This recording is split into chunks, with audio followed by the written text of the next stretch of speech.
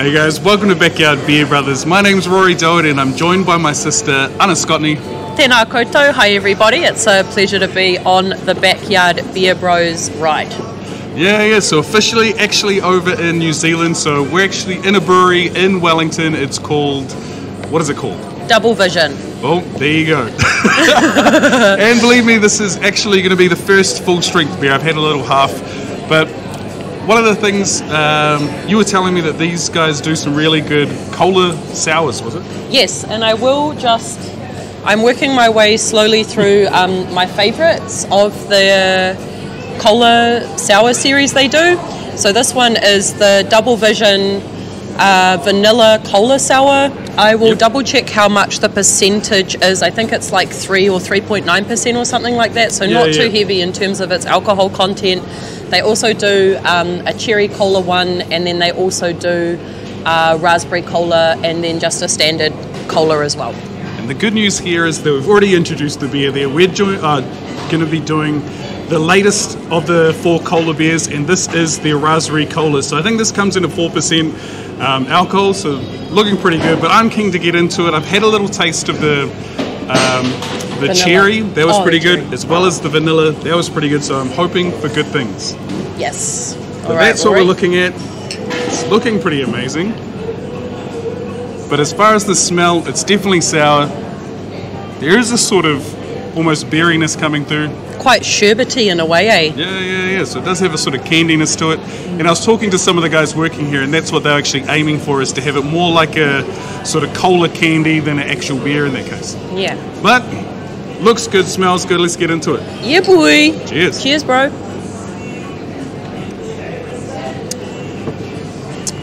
Man, that's pretty amazing. Yeah. So I think first and foremost, it is super smooth. Like it's almost like it's got made with nitro, so a little bit more creamy. Not too sweet, which I really like about it as well. Like, you definitely get those notes of the berry coming through, but it's not overpowering, eh? The other thing that I do really like is that it's not going too hard on the sour or the tang. I've had sours in the past where it just hits your whole mouth. You sort of arc back when you're drinking it. Yeah. I was telling these guys in one of the previous episodes, I drank a sour cola ale from Tallboy and Moose Brewing. Terrible. It had like a rusty taste, whereas these guys know what they're doing when it comes to these.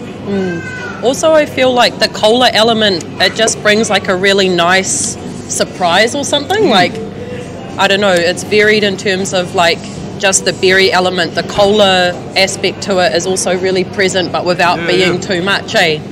Well, I feel like it could almost, like, it sounds stupid to say it could have cola in it, but it is like that, like an actual cola taste, as opposed to the sort of fake syrupy stuff that you get. I also feel like this is the kind of beer that would be really nice to spike.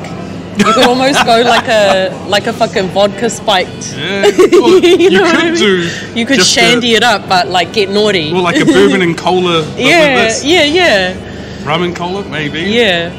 It is dangerous. The only drinks that I've actually spiked like that was Smirnoff Double Blacks. Yeah. We used to put Jägermeister into them. Yo. And just an 8% mix. It was absolutely terrible. Damn. But they'll do the damage. I remember, I actually think it was Garage Project, so another Wellington brewery, really incredible beers. They put out a cucumber sour a couple of summers ago, and spiking that with gin was like so beautiful. Yeah. Well, I know they've done the pickle sour. I've also had a tomato sauce sour from them as well. How was that? Not the best. It's gnarly, Not the man. best. That was more for, I suppose, the meme and maybe the clickbait style beer, those ones, but no, they are none good. But I suppose, if we get into the questions, I usually ask, would I buy this again? I think I would. Would I buy it on tap? I do have it on tap, and it is good. Buy it as a gift, yes, and if I edit this before I actually send them, what is it? Hugh from Hef's beer review. I'm pretty sure I'm going to be sending you a couple of these. I'm not sure if it's going to be this variety. Is it scullable? Definitely. I think it's scullable. Also, for those of you who aren't, like, I wouldn't say I'm a big beer fan, but I feel like if you are super into beer, as my big brother is, or for someone who like doesn't usually go for a hoppy beverage, I still feel like they really hit the spot.